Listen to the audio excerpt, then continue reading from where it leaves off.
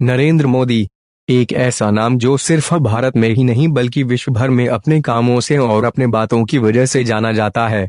एक ऐसा नाम जिसने आज पूरे विश्व में भारत को एक अलग पहचान दिलाई है। एक ऐसा नाम जिनसे बड़े बड़े सुपर पावर देश भी सलाह लेना पसंद करते हैं। एक ऐसा नाम जब विश्व में किसी देशों के बीच तनाव निर्मित होता है तब उन्हें मध्यस्थता करने को कहा जाता है। एक ऐसा नाम जब देश की सुरक्षा की बात आती है तब अपने देश की सेना को सीमा पार घुसकर मारने की खुली छूट दे देता है। एक ऐसा नाम जिसने बचपन में चाय बेचने से भारत के पंतप्रधान पद तक का सफर निश्चित किया। एक ऐसा नाम जिसने देश के लिए अपना घर संसार त्याग दिया। और एक ऐसा नाम जिसने दिन में 18 घंटे काम करते हुए अपनी पूरी जिंदगी देश के नाम कर दी।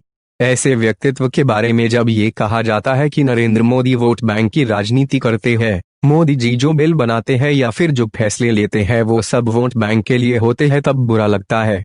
तो आज मैं इस वीडियो में मोदी जी द्वारा लिए गए कुछ फैसलों की बात करूंगा और आप खुद सोचिए ये फैसले वोट बैंक लिए थे या नहीं। 2016 में मोदी जी ने नोटबंदी करा दी। ये एक ऐसा फैसला था जिससे पूरा देश प्रभावित हो गया था, जिसकी वजह से देश की जनता को बहुत दिनों तक पैसों के लिए बैंक के लाइन में खड़ा होना पड़ा था।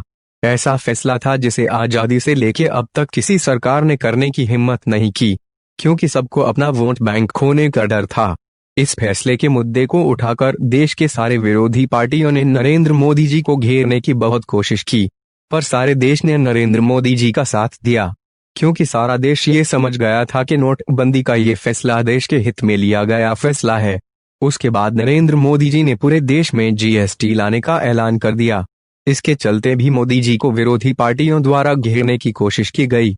ये जब पारित किया गया तब 2 महीने में गुजरात में विधानसभा के चुनाव थे।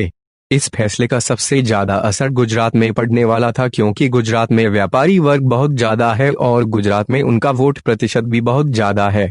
ऐसे में अगर मोदी जी वोट बैंक की राजनीति करते तो जीएसटी को गुजरात विधानसभा चुनाव के बाद लाते, पर उन्होंने ऐसा नहीं किया, क्योंकि वो देश हित की राजनीति करते हैं, वोट बैंक की नहीं। फिर मोदी जी द्वारा मुस्लिम महिलाओं को सम्मान दिलाने के लिए ट्रिपल तलाक का कानून लाया गया। ये कानून लाने से पहले जब इसकी बात हो रही थी तो सारी विरोधी पार्टियां कह रही थी कि मोदी जी इस मुद्दे को उत्तर प्रदेश के चुनाव के चलते ला रहे हैं और जैसे चुनाव खत्म हो जाएंगे तो इस कानून की बात भी नहीं करेंगे।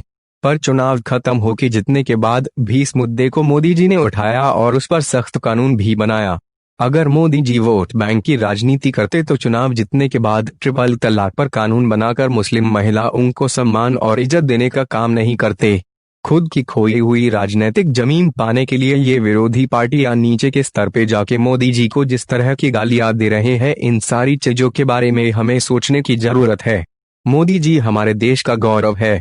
हम सब जब ऐसे व्यक्तित्व की इज्जत करेंगे तभी ये देश आगे बढ़ेगा और इस देश ने मोदी जी की इज्जत हमेशा से ही की है, आगे भी करेगा। विरोधी पार्टियों का काम ही विरोध करना होता है और करना भी चाहिए, ताकि सरकार को सही फैसले लेने में मदद हो। पर जब खुद के राजनीतिक लाभ के लिए देश हित में लिए गए फैसलों का भी विरोध किया जाता है, तब इस तरह का विरोध करने वाली पार्टियों को आज हमें जानने और समझने की जरूरत है। दोस्तों, हम इसी तरह से आपको देश से जुड़ी बातों से अवगत कराते रहेंगे, इसीलिए प्लीज प्लीज प्लीज हमारे चैनल को सब्सक्राइब और सब्सक्राइब के बेल आइकॉन को दबाना न भूले। साथ ही हमारे वीडियो को लाइक और शेयर करना बिल्कुल भी न भूले। अधिक जानकारी के लिए और हमारे लेटेस्ट वीडियो देखने के लिए डिस्क्रिप्शन बॉक्स में दिए गए लिंक्स पर एक बार जरूर क्लिक करें। जय हिंद, जय भारत।